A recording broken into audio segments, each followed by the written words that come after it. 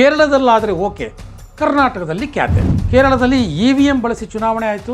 Local body ಎಲೆಕ್ಷನ್ಸಲ್ಲಿ ಕಾಂಗ್ರೆಸ್ ಜಯಭೇರಿ ಬಾರಿಸಿತು. ರಾಹುಲ್ ಗಾಂಧಿಗೂ EVMಗೂ ಎಲ್ಲಿಂದ ಎಲ್ಲಿ ಸಂಬಂಧ?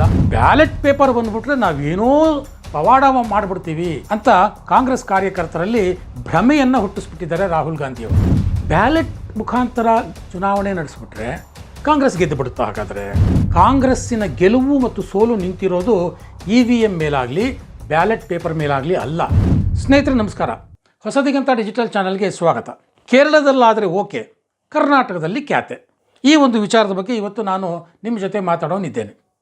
ಈ ವಿಡಿಯೋವನ್ನು ಆರಂಭ ಮಾಡೋದೇ ನಾನು ರಾಹುಲ್ ಗಾಂಧಿಯವರು ಖುಷಿಯಾಗಿರುವಂತಹ ಸಂತೋಷದ ವಿಚಾರದಿಂದ. ರಾಹುಲ್ ಗಾಂಧಿ ನಿನ್ನೆ ಬಹಳ ಸಂತೋಷದಿಂದ ಇದ್ದರು, ಬಹಳ ಖುಷಿಯಿಂದ ಇದ್ದರು. ಯಾಕೆ ಅಂತಂದರೆ EVM ಮುಖಾಂತರ ಚುನಾವಣೆಯನ್ನು ಗೆದ್ದ ವಿಚಾರವನ್ನು ಅವರು ಮಾತಾಡ್ತಾ ಇದ್ದರು. ಅರೆ ಇದೇನಿದು? ರಾಹುಲ್ ಗಾಂಧಿಗೂ EVMಗೂ ಎಲ್ಲಿಂದ ಎಲ್ಲಿ ಸಂಬಂಧ? EVMನ ಯಾವತ್ತು ಒಪ್ಪಿದ್ದಾರೆ ರಾಹುಲ್ ಗಾಂಧಿ? ಕೇರಳದಲ್ಲಿ ಒಪ್ಪಿದ್ದಾರೆ. ಕೇರಳದಲ್ಲಿ EVM ಬಳಸಿ ಚುನಾವಣೆ ಆಯಿತು. ಲೋಕಲ್ ಬಾಡಿ ಎಲೆಕ್ಷನ್ಸಲ್ಲಿ ಕಾಂಗ್ರೆಸ್ ಜಯಭೇರಿ ಬಾರಿಸಿತು. ಈ ಖುಷಿಯನ್ನು ಕಾಂಗ್ರೆಸ್ ಪಕ್ಷದ ಕಾರ್ಯಕರ್ತರ ಜೊತೆ ನಿನ್ನೆ ತಿರುವನಂತಪುರದಲ್ಲಿ ರಾಹುಲ್ ಗಾಂಧಿಯವರು ಹಂಚಿಕೊಂಡ್ರು.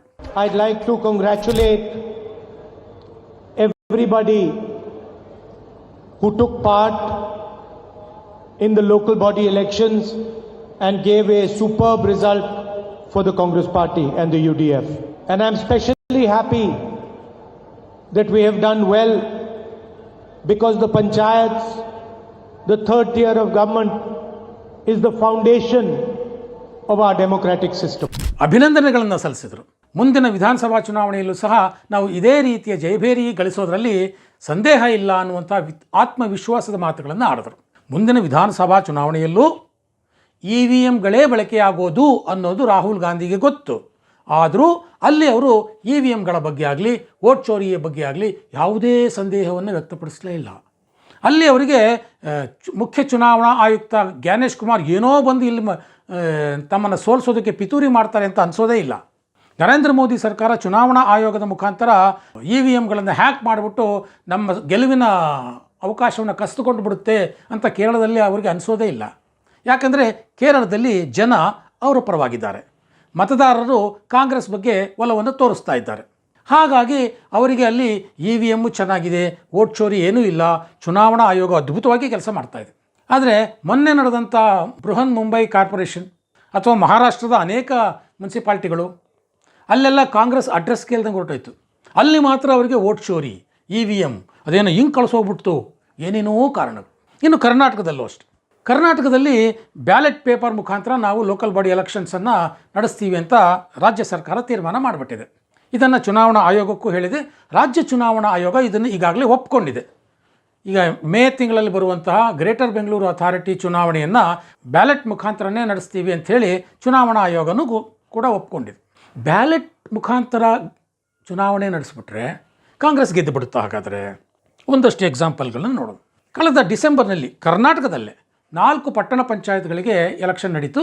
ಅಲ್ಲೆಲ್ಲ ಬ್ಯಾಲೆಟ್ ಪೇಪರನ್ನೇ ಬಳಸಲಾಗಿತ್ತು. ಆದರೆ 4 ಪಟ್ಟಣ ಪಂಚಾಯತ್ಗಳಲ್ಲಿ BJP ಜಯಗಳಿಸಿದೆ ಹೊರತು ಕಾಂಗ್ರೆಸ್ಸಲ್ಲಿ ಸೋತುಬಿಡ್ತು.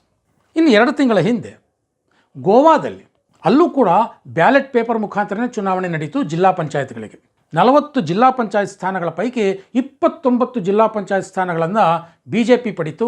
ಕಾಂಗ್ರೆಸ್ ಕೇವಲ 10 ಸ್ಥಾನಗಳನ್ನಷ್ಟೇ ಪಡೀತು. ಇನ್ನು ಪಂಜಾಬ್ನಲ್ಲಿ ಅಲ್ಲೂ ಸಹ ಜಿಲ್ಲಾ ಪಂಚಾಯತ್ ಸ್ಥಾನಗಳಿಗೆ ಬ್ಯಾಲೆಟ್ ಪೇಪರ್ ಮುಖಾಂತರನೇ ಚುನಾವಣೆ ನಡೀತು. 347 ಜಿಲ್ಲಾ ಪಂಚಾಯತ್ ಸ್ಥಾನಗಳ ಪೈಕಿ 200ಕ್ಕೂ ಹೆಚ್ಚು ಸ್ಥಾನಗಳನ್ನು ಆಮ್ ಆದ್ಮಿ ಪಕ್ಷ ಪಡ್ಕೊಳ್ತು. ಕಾಂಗ್ರೆಸ್ ಪಕ್ಷ 60-70 ಸ್ಥಾನಗಳನ್ನು ಗಳಿಸ್ತು.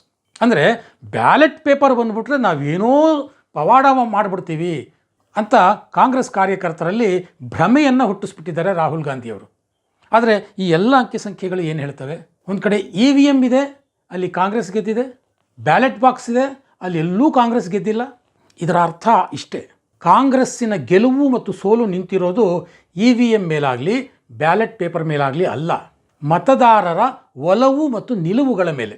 ಇದನ್ನು ರಾಹುಲ್ ಗಾಂಧಿಯವರು ಅರ್ಥ ಮಾಡ್ಕೊಳ್ದಿದ್ರೆ ಕಾಂಗ್ರೆಸ್ ಇನ್ನಷ್ಟು ಸೋಲುಗಳನ್ನು ಕಾಣುತ್ತೆ ಹೊರತು ಮತ್ತಿನ್ನೇನೂ ಸಾಧನೆ ಮಾಡಲಿಕ್ಕಾಗೋದಿಲ್ಲ. ಸೊ ರಾಜ್ಯದಲ್ಲೂ ಸಹ ಬ್ಯಾಲೆಟ್ ಪೇಪರ್ ಮುಖಾಂತರ ಚುನಾವಣೆ ನಡೀತಾ ಇದೆ. ಒಂದು ವೇಳೆ ಮತದಾರರ ಒಲವು ಗಳಿಸಿದ್ದೇ ಆದಲ್ಲಿ ಕಾಂಗ್ರೆಸ್ ಗೆಲ್ಲುತ್ತೆ. ಇಂಥ ಸರಳ ಸತ್ಯವನ್ನು ರಾಜ್ಯ ನಾಯಕರು ಸಹ ಅರ್ಥ ಮಾಡ್ಕೊಳ್ಬೇಕಾಗಿದೆ.